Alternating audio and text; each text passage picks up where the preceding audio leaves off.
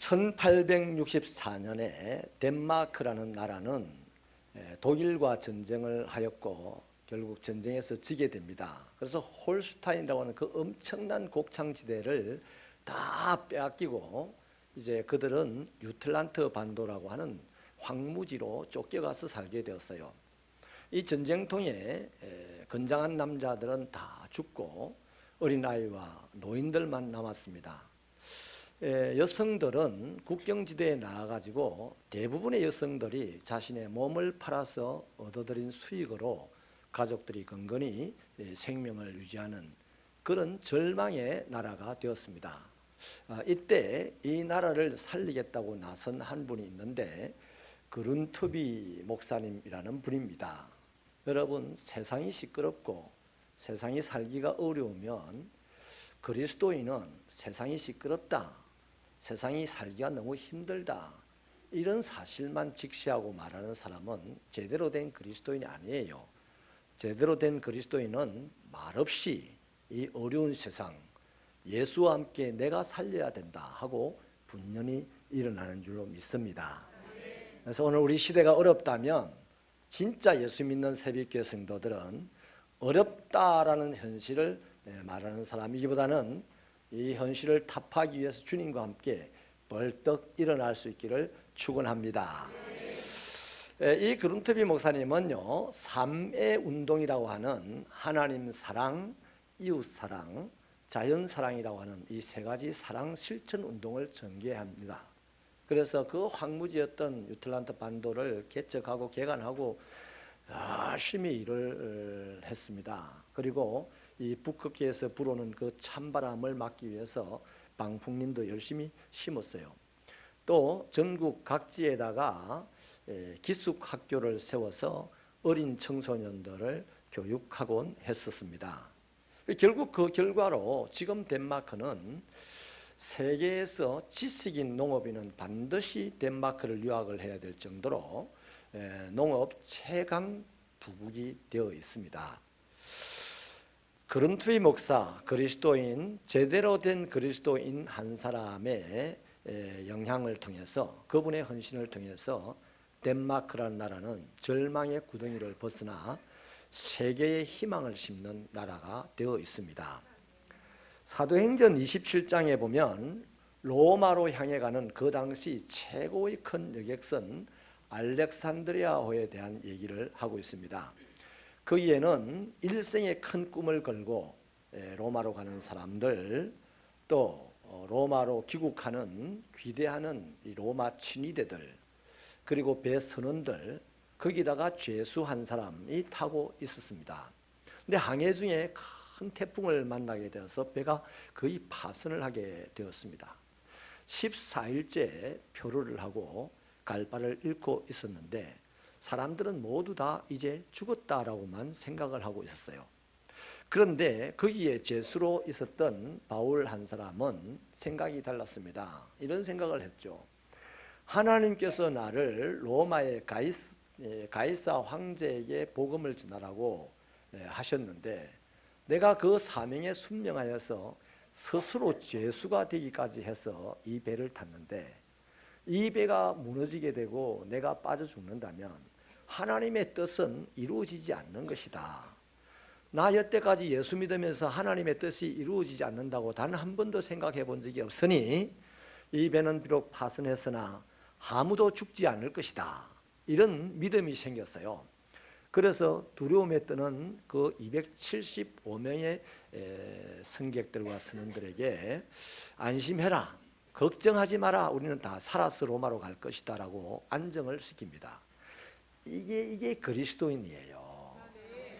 죽겠다가 아우성 치는 사람 앞에서 네가 지은 죄가 있어 죽는 거다 이놈아 하는 건 그리스도인이 아니에요. 마귀는 그런 소리 잘 합니다.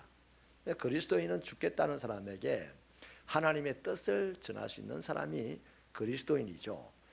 물론 이 바울의 말대로 그들은 한 명도 죽지 않고 로마에까지 무사히 가게 되었습니다. 앞서 그룬트비 목사님이나 지금 말씀드린 이 바울의 이야기는 사명에 순종하는 하나님의 백성 한 사람의 영향이 얼마나 큰지를 보여줍니다. 로마서 5장 19절에 이런 말씀이 있어요. 한 사람의 순종치 아니함으로 많은 사람이 죄인된 것 같이 한 사람의 순종하심으로 많은 사람이 의인이 되리라 하는 말씀이 있습니다. 하나님의 사명을 받은 한 사람 아담은 순종하지 않았어요. 그래서 모든 사람이 그 아담 불순종 때문에 사망에 이르게 되었다는 말씀이고, 또 한 사람 예수 그리스도는 하나님의 말씀에 순종하였으므로 그로 말미암아 모든 사람들이 영생 복락에 이를 수 있는 길을 얻었다 하는 말씀이죠. 그러므로 여러분, 하나님의 사람들이 하나님의 말씀에 순종하는 것은 너무나 중요합니다. 예수 믿습니까? 예수의 말씀에 순종해야 그리스도인입니다. 아멘. 자신과 가족과 가문과 조국과 민족과 열방에 엄청난 축복을 몰고 오는 사람이 누구냐? 예수를 믿는 사람이 아니고요, 예수 믿고 순종하는 사람입니다. 그래서 우리는 오늘 예수 믿는 것으로 만족하는 반푼이의 신앙이 아니라 예수를 믿기 때문에 이제 그분의 말씀에 순종하여 온 세상을 살리는 그리스도인이 되어야 하는 것이죠. 여러분, 노아를 보십시오. 하나님께서 노아에게 말씀하시기를 산에다가 배를 지어라 그렇게 말씀을 하셨죠. 참 괴상한 말씀입니다.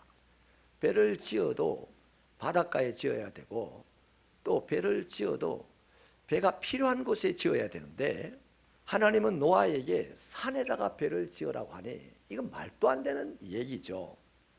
그런데 놀라운 것은 노아는 이런 말도 안 되는 하나님의 말씀을 듣고서 그 말씀을 냉정하게 거절하지를 않았다는 것이 놀라운 점입니다. 또 왜 산에다가 지어야 됩니까? 라고 이유를 묻지도 않았어요. 이것 또한 놀라운 점이에요. 노아는 아무 질문도 하지 않고 나무를 메고 산으로 올라갑니다. 배를 짓습니다. 무려 120년 동안 그 일을 했습니다. 여러분, 결국이 어떻습니까? 그 산꼭대기까지 물이 다 차오를 정도로 어마어마한 홍수 심판이 내리게 되었죠. 모든 사람들은, 노아를 비웃고 조롱하던 사람들 모두가 다 그 물에 빠져 썰려가 멸망을 당합니다. 그러나 노아의 가족만큼은 한 명도 죽음을 당하지 않죠. 그러면 그동안 차지하고 있던 땅들, 그 잘났다고 하는 사람들, 노아를 비웃던 사람들이 갖고 있던 땅들은 누구 땅이 됩니까? 살아있는 자의 것이 되죠. 노아의 것이 되었습니다. 세상을 차지했다는 얘기입니다. 그렇습니다. 하나님의 말씀에 순종하면 반드시 복을 받습니다. 아브라함을 보십시오. 어느 날 하나님께서 아브라함을 불러서 말씀을 하시기를 100살에 하나님이 직접 선물로 주신 아들 이삭을 모리아산에 데려다가 잡아서 자기에게 제물로 바치라고 말씀을 합니다. 이거 얼토당토 않는 말씀이죠. 너무나 잔인한 요구입니다. 그런데 놀라운 점은 아브라함은 하나님의 말씀에 대하여 이런저런 토를 달지 않았다는 것이 놀라운 점입니다. 대신에 신속하게 제사 드릴 것을 준비를 했고, 날이 새기도 전에 하나님이 일러주신 그 산을 향하여서 아들을 데리고 출발을 합니다. 목적지에 도착한 아브라함은 아들 이삭을 제단 위에 올려놓고 잡기 위하여서 칼을 집어들었죠. 그 결과가 어떻습니까? 창세기 22장 16절로 18절은 이렇게 말합니다. 한번 우리 같이 읽겠습니다. 시작. 이러시기를 내가 나를 가리켜 맹세하노니 내가 이같이 행하여 내 아들 내 독자도 아끼지 아니하였은즉 내가 내게 큰 복을 주고 내 씨가 크게 번성하여 하늘의 별과 같고 바닷가의 모래와 같게 하리니 내 씨가 그 대적의 성문을 차지하리라. 또 내 씨로 말미암아 천하 만민이 복을 얻으리니 이는 내가 나의 말을 준행하였음이니라 하셨다 하니라. 여러분, 아브라함은 원래요, 자기 대에서 대가 끊어질 만큼 그렇게 되어 있는 참으로 손이 귀한 집입니다. 하지만 그 작은 집안이 하나님의 말씀에 순종함으로 말미암아 큰 축복을 받았죠. 지금까지 이 세상 누구보다도 큰 가문을 이루게 되었는데 그의 가족은 집안이 되고 가문이 되고 민족이 되고 열방이 되었습니다. 오늘 이 지구상에 생존해 있는 70억 인구 중에 3분의 1은 다 자기 조상이 아브라함이라고 부를 정도로 큰 가문을 이루었단 말이죠. 한 사람의 순종이 가져다주는 결과가 이처럼 엄청난 축복을 몰고 온다는 얘기입니다. 그런데 여러분, 하나님의 백성이 하나님의 말씀에 순종하면 상상할 수 없는 이런 축복을 인생 가운데 몰고 오게 되는데, 아쉽게도 하나님의 백성임에도 불구하고 하나님의 말씀에 순종하지 않았을 때의 사람들도 있어요. 그 결과가 어떻겠습니까? 한번 따라해 주실래요? 비참하더라. 참 아쉬운 점입니다. 하나님은 자기의 백성이 복의 복을 받기를 원하고 번성하고 또 번성하기를 원합니다. 그럼에도 불구하고 하나님의 백성 중에 복이라고는 손톱만큼도 받지 못하고 비참하게 살다가 인생의 종을 치는 사람들도 있으니 이 무리 속에 들지 않는 새벽교회 성도들이 되기를 축원합니다. 여러분, 요나를 보십시오. 하나님께서 살려주시기에 다행이죠. 이분은 니느웨로 가라고 하는 하나님의 말씀을 직접 들었습니다. 그런데 하나님의 말씀을 냉정하게 거절하고 다시스로 가는 배를 탔어요. 그 바람에 하나님의 백성인 하나님의 종인 이 사람 때문에 그 배를 탄 모든 사람들이 죽을 상황이 생겼습니다. 가까스로 제비를 뽑아서 요나 자신이 물에 던져지게 되죠. 물고기 밥이 되었습니다. 하나님께서 그를 건져주지 않았으면 요나는 물고기 뱃속에서 녹아 없어질 사람입니다. 이처럼 하나님의 백성이 하나님의 말씀에 순종하지 아니하면 세상에 이름을 남겨야 될 사람이 세상에서 흔적도 없이 사라질 수밖에 없는 인생도 될 수 있다는 거예요. 사울을 보십시오. 이스라엘 백성들과 아말렉 사이에 전쟁이 일어나게 되었을 때 하나님께서 사울 왕에게 직접 말씀하시기를 모든 소유를 남기지 말고 진멸하고 어떤 것도 가져오지 말라고 했습니다. 그런데 막상 전쟁에서 이겼어요. 이기고 보니 견물생심이라서 기름진 양도 있고 소들도 있고 물건이 너무 좋습니다. 그래서 버리기가 아까웠죠. 그래서 가지고 나왔습니다. 몰래 하나님의 말씀을 듣는 척 했어요. 사람들은 사울이 다 하나님의 말씀을 잘 듣는 줄 알았습니다. 그런데 하나님은 속지 않으시죠. 하나님은 당신의 말씀에 순종하지 않는 이 사울 왕을 향하여 뭐라고 말씀을 하냐면 내가 사울을 왕으로 세운 것을 후회한다 이랬어요. 하나님이 복을 받고 세상을 다스리고 차지해야 될 사람, 자기 백성이 하나님의 말씀에 순종하지 않을 때 후회한대요. 여러분, 하나님이 우리의 인생을 보고 후회하시면 내 인생 잘 되기를 바라지만 내 인생 저 대변항의 젓갈처럼 된다는 거라. 인정하시면 아멘입니다. 아무짝에도 못 쓴다는 거예요. 나는 하나님을 아버지라고 불렀는데 왜 내 인생은 그렇게 구덩이에 담겨있는 젓갈처럼 부패한 냄새만 나게 되느냐 이 말이에요. 다른 이유가 아니에요. 하나님의 말씀에 순종하지 못할 때 그렇게 된다는 것입니다. 그래서 사울은 하나님께 버림을 받았는데 개인적으로는 왕의 자리에서 축출당하는 버림을 당하고 죽임을 당하는 버림을 당했습니다. 거기다가 자기의 가문도 그날로 멸문을 당하게 되었습니다. 여러분, 암이라는 병은 아직도 우리들에게 가장 치명적이고 무서운 병이죠. 암은 세포가 가져다주는 병이라고 해서 의사 선생님들은 암을 일컬어서 한번 따라할까요? 미친 세포병이다. 세포가 미쳐서 생기는 병이 암이라고 그럽니다. 여러분, 우리의 몸은요 수조 개의 세포로 구성이 되어 있는데 이 세포들이 분열하고 정식하면서 성장하고 우리 몸을 유지시켜 줍니다. 그런데 이 세포는요 세포와 세포 사이에 공간이 생길 때 우리 몸 체계에 따라서 분열하고 정식을 해서 그 공간을 메꿉니다. 그래서 어린 아이들은 성장판이라든지 이런 구조를 통해서 자라게 되죠. 어른들은 이 세포 분열과 정식을 통해서 피부가 유지가 되는 거죠. 정상적인 세포는 분열과 정식을 공간이 생길 때마다 하게 돼 있어요. 그런데 이 비정상적인 세포, 미친 세포들은 몸의 체계 신호를 따르지 아니하고 자기 마음대로 공간도 없는데 끊임없이 분열하고 정식을 하는 거예요. 그래서 암덩어리가 되는 겁니다. 그래서 몸을 죽게 만드는 것이죠. 여러분, 저와 여러분이 하나님의 백성이 된 것은 딱 한 가지 이유입니다. 언약으로 하나님의 백성이 되었어요. 무슨 언약입니까? 우리는 하나님의 말씀에 순종할게요. 그때 하나님은 나는 너희의 하나님이 되리라 이렇게 약속한 것에 의해서 저와 여러분 하나님의 백성입니다. 그러므로 하나님의 백성은 반드시 사생결단하고 하나님의 말씀에 순종해야 되는 거예요. 그렇게 순종할 때는 당연히 하나님의 역사가 일어납니다.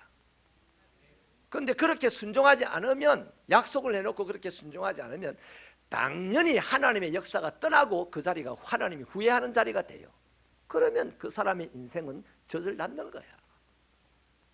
나는 아버지 하면서 막 축복을 받을 줄 알았는데 인생이 엉망이 돼버리는 거예요. 사랑하는 여러분, 우리 삶의 자리가 건강하고 행복하게 되는 것은 가만히 보면 하나님의 말씀에 순종하기를 얼마만큼 했느냐에 달려있어요. 하나님의 말씀에 순종한 것이 질이 많고 깊으면 그 사람의 인생은 그만큼 행복하고 형통합니다. 그런데 하나님의 말씀에 순종하지 않고 대충하게 살아가면요, 겉보기, 사람들 보기에는 성공하고 질이 좋은 것 같지만 어느 날 다 무너져 버려.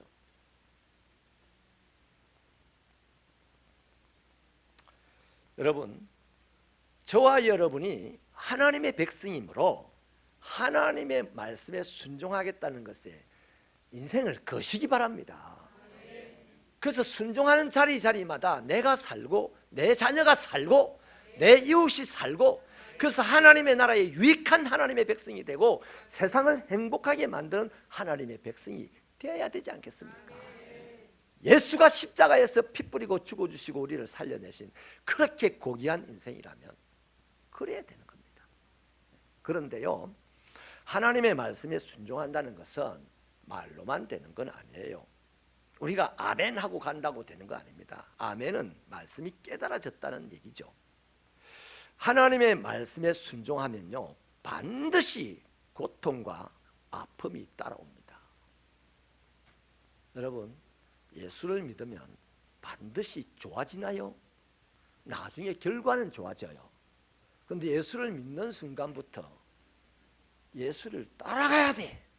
예수를 믿는 순간부터 예수님의 말씀에 순종해야 돼. 그때는 고통스럽고 힘이 들어요.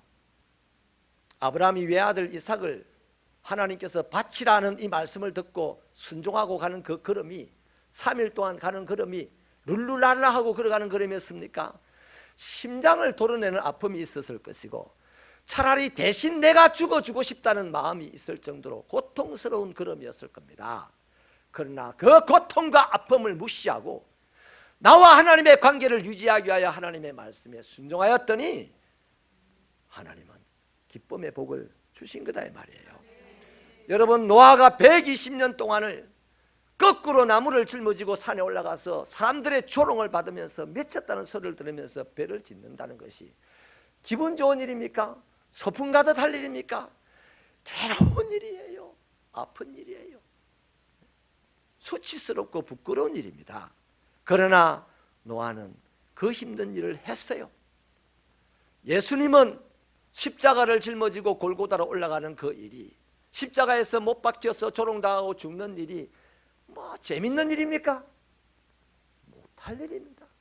사람 중에는 단 한 명도 할 수 없는 그 고통스러운 일입니다. 그런데 왜 아브라함도 노아도 예수도 이런 고통들을 감내했습니까? 하나님의 말씀에 순종하려고 했던 의지가 있었기 때문이에요. 이렇게요, 순종은 아픔을 동반해 옵니다. 여러분, 요즘은요, 우리 경제 사정이 몹시 어려운 시대입니다. 악착같이 살아도 살기가 힘들어요. 남편이 돈을 버는데 부인이 같이 돈을 벌어도 살기가 힘들어요. 그것도 모자라서 자식이 아르바이트를 해도 온 식구가 들어붙어서 열심히 돈을 버는데도 오늘 경제 사정이 힘들어요. 그것이 현실입니다. 이런 현실 앞에서 하나님은 우리에게 뭐라고 합니까? 그래, 오늘 살기가 너무 힘드니까 앞으로 3년 동안 주일날 예배들 드리지 말고 교회 문 닫고 다 일해라, 돈 벌어라, 그래 먹고 살아야 되지 않겠나? 하나님이 이러시나요? 아니요. 하나님은 여전히 힘드냐? 내게 예배를 드려라, 그렇게 요구하십니다. 여러분, 또 우리 가운데 예배를 함께 드리고 함께 신앙 공동체를 형성하다 보면 삶의 자리가 다르고 생각이 달라서 일을 하다 보면 마음이 틀어지고 마음이 상할 때가 많아요. 유난히 내 마음을 아프게 하는 사람이 내 옆에 앉아 있을 수도 있습니다. 그 옆에 앉고 싶지 않습니다. 그 사람 때문에 예배에 참여하고 싶지 않습니다. 교회 나오기 싫습니다. 맞아요. 그것이 사실이에요. 그러나 그런 사실 앞에 하나님이 뭐라고 하겠습니까? 그래, 네 마음이 힘들지, 네 마음이 많이 상했지, 그래 교회 나오지 마라. 하나님이 그러실까요? 아니요. 하나님은 그럼에도 불구하고 예배를 드려라 이럽니다. 그래서 마음이 상하는 사람이 옆에 앉아 있음에도 불구하고 누가 예배를 드립니까? 순종할 의지를 가진 사람은 예배를 드리는 거예요. 하나님과의 관계를 훼손시키지 아니하였어.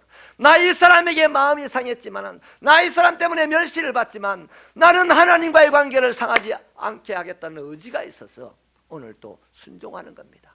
그것이 헌신입니다. 아니, 그것이 올바른 헌신인 거예요. 가끔 성도들에게 제가 이런 얘기를 들을 때가 있습니다. 목사님, 제가 성공하면 크게 한몫할게요. 근데 성공도 하기 전에 갔어. 제가 그분에게 그렇게 도전했어요. 아우, 정말 집사님 감사합니다. 하지만 지금 당신에게 꼭 해드릴 말씀이 있어요. 당신 성공하기 전에 지금 어려울 때, 적을 때 지금 순종하세요. 말씀에 지금 헌신하세요. 왜냐하면 내일은 당신 것이 아니기 때문이에요. 맞습니까? 틀립니까? 그분이 그래도 씩 웃으면서, 야, 목사님 말씀을 참 독하게 합니다. 그래. 독하게 한 게 아니고 바르게 한 거예요. 내일은 우리 게 아닙니다. 내일 엄청나게 성공했다고요? 그 사람 더욱 하나님을 섬길 가능성이 없어요. 이제 성공 때문에 너무 바빠. 여기서 오라는 데도 많아. 일요일날 강의해달라는 데도 많아. 어렵고 적을 때 하나님께 순종하는 헌신이 잘 돼 있는 사람은 그것이 이미 숙지가 되어 있어서 바쁘고 힘들어도 순종을 하는 거야. 사랑하는 여러분, 그래서 저는요, 이번 이 설교를 준비하면서 기가 막힌, 제 생각에 기가 막힌 한 문장을 만들었어요. 우리 한번 따라해 보실까요? 순종은 오늘의 고통을 맛보게 한다. 하지만 내일은 간종과 찬송을 보장한다.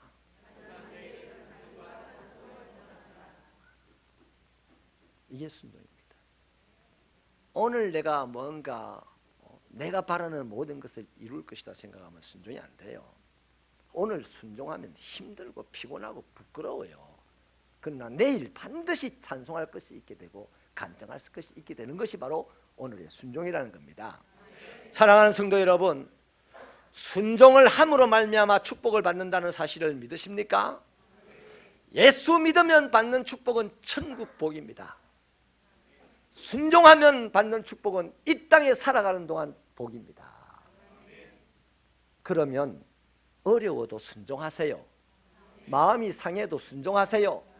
괴롭고 부끄러운 일이 있어도 순종하십시오.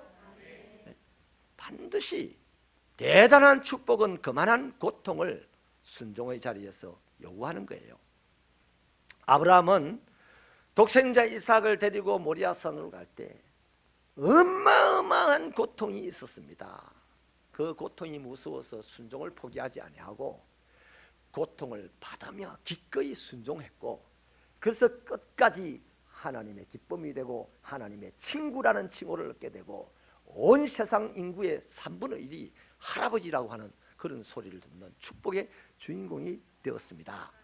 우리 예수님 십자가를 지고 죽는 거 무지막지한 고통이고 아픔이지만 하나님과 아버지와 자식의 관계를 깨뜨릴 수 없어서 그 아픔과 고통을 죄도 없이 감당하고 순종했다 이 말이에요. 그래서 부활의 첫 열매가 되었고 온 세상 만민의 구주가 되는 축복의 종이 되었습니다. 할렐루야. 여러분, 그렇다면 어떻게 하는 것이 순종이겠습니까? 순종에는요 반드시 세 가지 단계가 있어요. 순종을 하려고 이제 의지를 가지면, 자, 우리 복을 받아야 돼. 이 세상에서 세상 모든 사람들이 누리지 못하는 모든 것들을 누릴 만한 복을 받아야 돼요.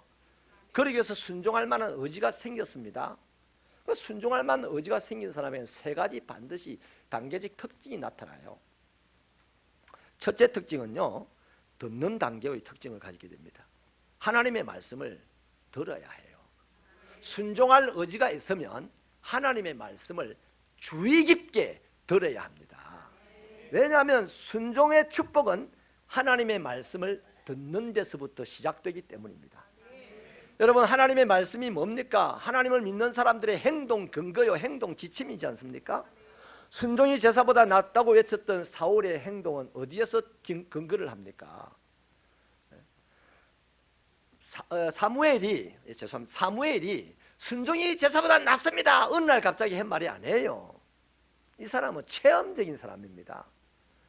어릴 때부터 주여 말씀하옵소서, 종이 듣겠습니다 그랬어요. 그래서 끊임없이 말씀을 듣고 순종하게 됐다 이 말이에요. 할렐루야. 여러분, 하나님께서는 구약시대에는 선지자를 통해서, 예수시대에는 예수님을 통해서, 사도시대에는 사도들을 통해서 말씀을 하셨어요. 오늘 이 시대에는 설교자들을 통해서 하나님의 말씀을 합니다. 물론 세상 천지에 다 하나님의 말씀들이 다 내포가 되어 있어요. 그러나 하나님의 백성들의 신앙생활을 하는 데는 설교를 통해서 하나님이 말씀을 하고 있어요. 새빛교회 성도들에게는 새빛교회 담임 목사의 설교를 통해서 하나님이 말씀하고 있어요. 그러므로 이 시간 예배자들은 담임 목사의 설교에 귀를 기울여서 들어야 됩니다. 주의 깊게 들어야 됩니다. 순종할 의지가 있는 사람은 넉넉히 그럴 수가 있어요. 두 번째는요, 순종할 의지가 있는 사람에게 나타나는 특징이 뭐냐면 말씀을 이제 믿는 단계의 특징을 나타냅니다. 말씀을 들었으면요, 말씀을 듣고 들으면 그 말씀이 믿어져요. 순종할 의지를 가지고 말씀을 주의 깊게 들으면 100% 하나님의 말씀이 믿어집니다. 가나안 땅에 들어간 이스라엘 백성들이요, 하나님께서 이런 말씀을 하시죠. 너희들이 여리고성을 돌아라. 하루 일주일 동안 도는데 하루에 한 바퀴씩 돌고 마지막 7째 날에는 7바퀴를 돌아라. 그리고는 고함을 질러라 그랬어요. 이 뭐 코미디 같은 말씀을 하십니다. 작전을 어떻게 짜라도 없고요. 여러분, 이 이스라엘 백성들이 그 말씀을 코미디처럼 여겼습니까? 아니요. 그 말씀을 곧대로 믿었습니다. 믿었기 때문에 움직였지. 하루에 한 바퀴, 마지막 날 7바퀴. 그리고 와 하고 고함을 질렀을 때 그 여리고성, 역사 속에서 한 번도 무너지지 않았던 그 성이 와르르 무너졌습니다. 만약에 머리가 똑똑해가지고 아이고 하나님 말씀 들은다고 되나 안 된다. 야, 우리 곡괭이 갖고 온다. 그래 파자. 그래가지고 이스라엘 백성은 다 들어붙어서 곡괭이를 가지고 파면 한 달 걸리겠습니까? 1년 걸리겠습니까? 몰라요. 그거는 안 해봤어. 오래 걸릴 겁니다 아마.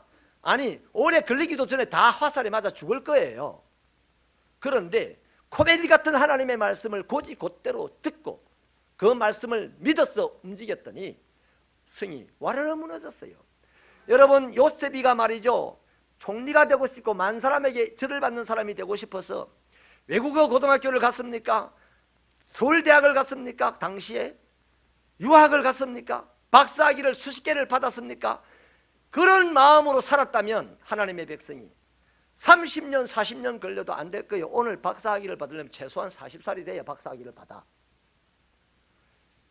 요셉이 애굽의 총리가 되는 데는 불과 17년 걸렸습니다. 나이 30에 총리가 되었어요. 하나님의 백성들이 성공을 하려면 하나님의 말씀에 순종하는 것이 지름길이라고. 백날 세상 방식으로 노력해도 될까 말까, 되어도 무너져. 그러나 하나님의 방법은 무너지는 법이 없습니다. 가장 빨리 이루게 되는 것입니다. 아멘. 사랑하는 여러분, 증거되고 선포되는 하나님의 말씀을 장난으로 치부하지 마시기 바랍니다. 농담으로 받지 마시길 바랍니다. 믿음으로 받으시기를 축원합니다.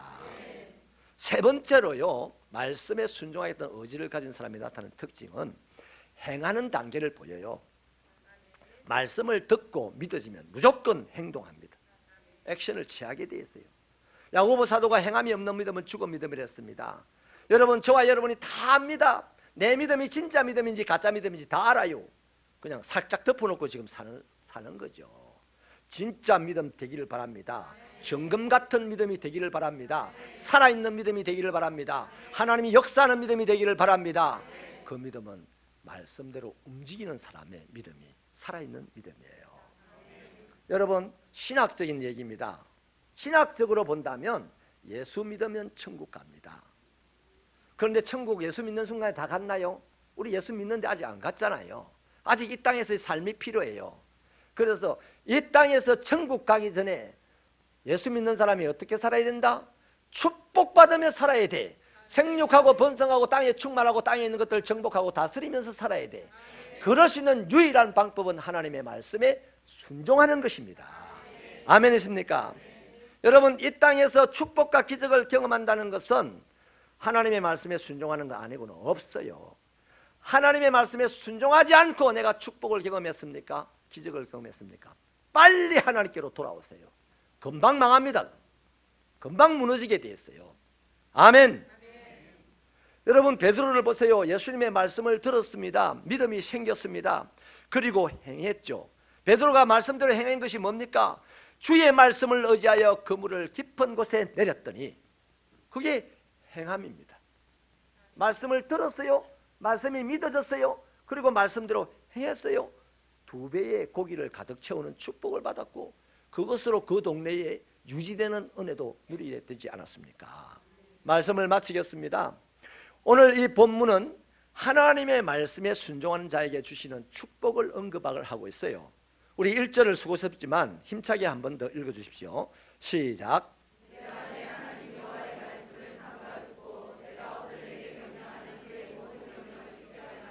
내 하나님 여호와께서 너를 세계 모든 민족 위에 뛰어나게 하실 것이라. 예수 믿는 사람이 제대로 순종하고 그렇게 제대로 순종하는 한 사람에게 임하는 하나님의 축복이 작지 않다는 거죠. 얼마나 큽니까? 세계 모든 민족 위에 뛰어나게 되는 축복을 받습니다.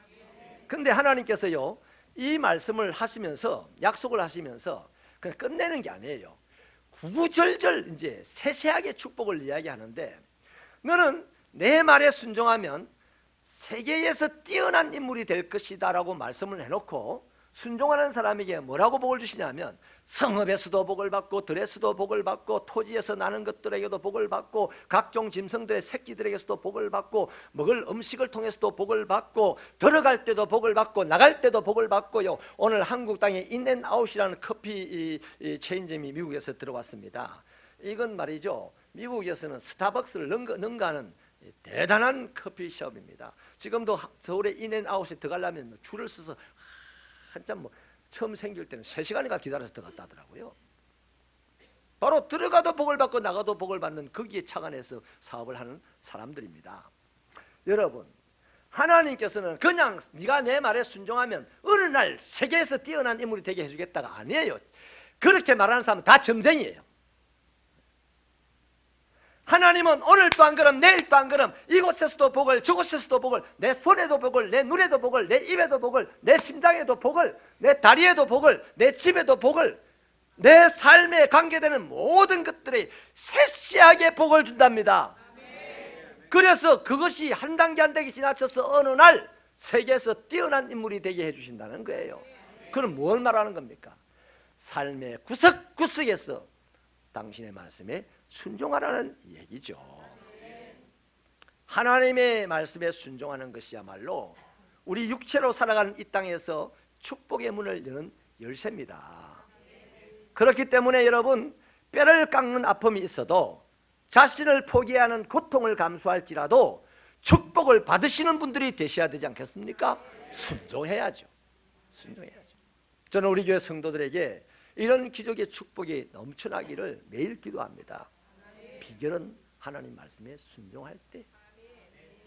그래서 여러분 한 사람을 통해서 여러분의 가족이, 여러분의 자녀가, 여러분의 친척과 이웃들이 살 길이 열리는 그런 멋있는 신앙생활 되시기 바랍니다. 여러분 한 사람 한 사람의 신앙활동을 통하여서 온 나라가 행복해지는 놀라운 축복의 역사가 나타나기를 바랍니다. 아멘이십니까? 그래서 말씀을 드립니다. 우리는 약 2달간 뽀데이를 진행해 왔습니다. 다음 주일은 마지막으로 정리를 하는 주일입니다.